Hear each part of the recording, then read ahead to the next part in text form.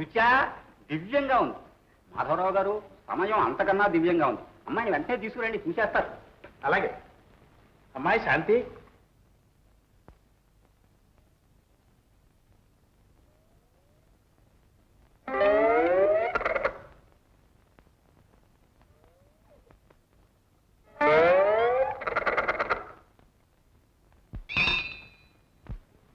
శాంతి, ఆ పెళ్లి కొడుకు చూడు, ముఖం ఆముదం తాగినట్టు పెట్టాడు.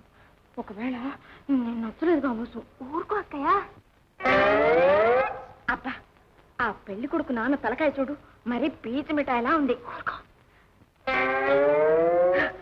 పెళ్లి కొడుకు తల్లి బాగానే ఉంది, బొద్దుగా. అబ్బబ్బా, ఇంకా సార్, నువ్వు లోపలికి వెళ్ళు.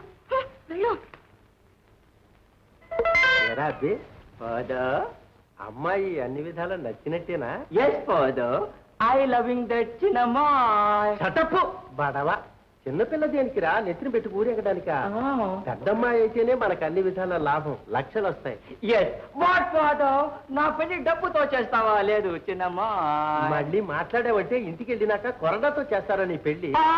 నో కొరడా పెళ్లి ఫాదర్, నో కొరడా పెళ్లి. నోరు మూసు కూర్చో. లక్క పెట్టలా మొహం నవ్వును. తండ్రి కొడుకులు ఏదో రహస్యంగా ముచ్చట్లాడుతున్నారు. విషయం మా చేను కూడా వేయండి కాస్త. మరి అదే మరేం లేదు, అబ్బాయికి అమ్మాయి అన్ని విధాలా నచ్చింది, ఆ విషయమే చెబుతున్నాడు. శుభం.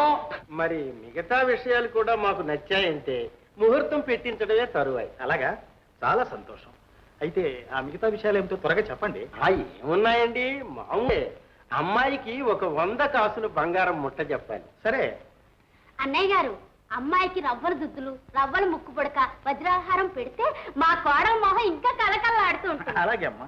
పోతే మా అబ్బాయికి ఒక చిన్న కారు, ఎంబ్రాసిడరు ప్రియట్ అయినా సరే మీరు కొని ఇవ్వాలి, సరికొత్తది.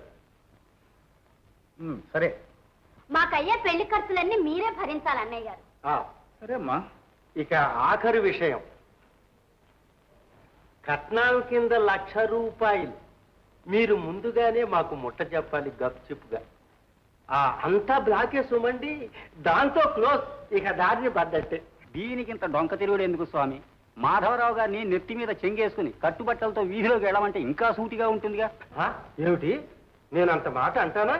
కొంచెయ్య గారు, మీరు కాసేపు ఊరుకోండి. అయ్యా, నాదో మనవి. చెప్పండి.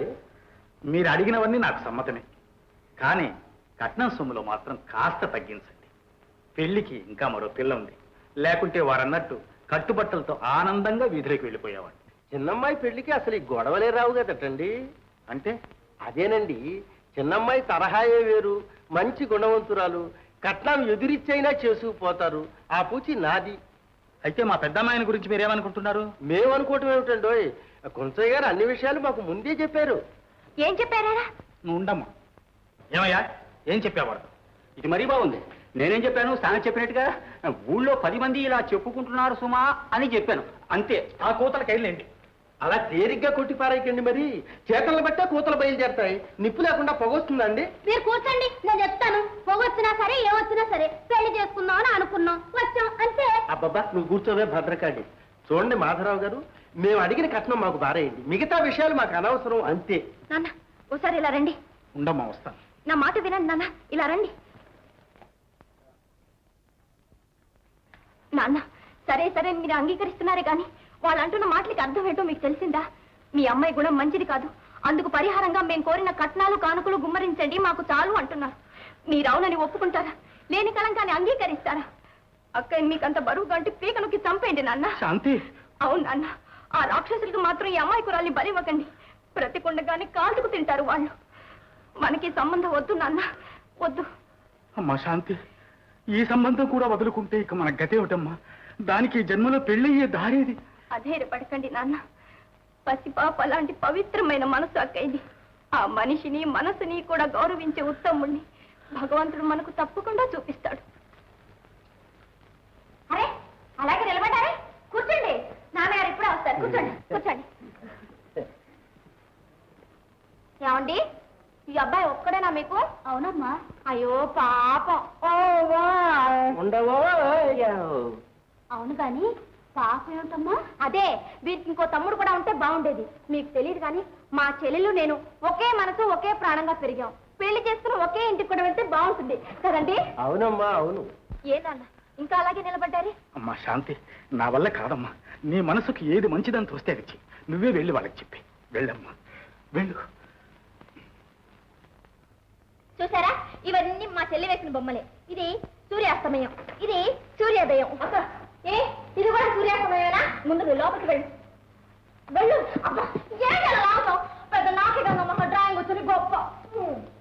ఇదిగో చూడండి, మీకు పిల్లని ఇవ్వడం మా నాన్నకి ఇష్టం లేదని చెప్తున్నారు. ఇంకా మీకు దయచేయవచ్చు. ఏమిటయ్యా ఇది కొంచెం? ఏముంది, మన సాహెబ్ చెప్పినట్టు కృష్ణార్పణం. పదండి. ఉరే ఏడిచావు పదవా.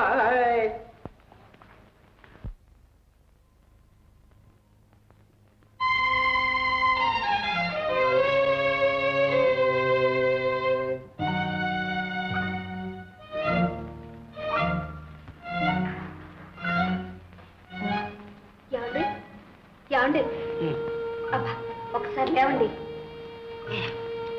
ఎందుకు అన్నయ్య ఇంకా భోజనానికి రాలేదు.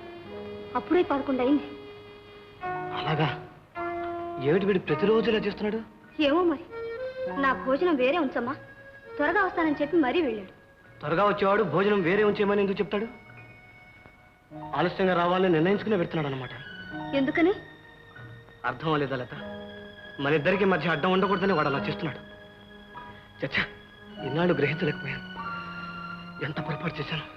ఏమిటండి ఆ పొరపాటు? నేను పెళ్లి చేసుకోవటం. అవును లత, ఏ పరిస్థితుల్లో ఉన్నా ఎక్కడ ఉన్నా విడిపోని గాఢ స్నేహం మాది. కష్టాల్లో సుఖాల్లో ఒక్కటిగా నిలిచి బ్రతికాం. కానీ మన ఆనందంలో పడి నేనే అతను విస్మరించాను. అయినా బాధపడకుండా మన ఆనందం కోసం తనే దూరం అవుతున్నాడు. నాకు ఎంత విశాల హృదయం అనేది. ఏమండి, ఓ పని చేద్దామా? ఏమిటి లత? ఓ మంచి అమ్మాయిని చూసి అన్నయ్యకి ఇచ్చి పెళ్లి చేస్తే? ఫస్ట్ క్లాస్ అయ్యి వెంటనే చేసేద్దాం. దాంతో గుమ్మం కదలకుండా ఇంట్లోనే కూర్చుంటాడు. మీలాగా.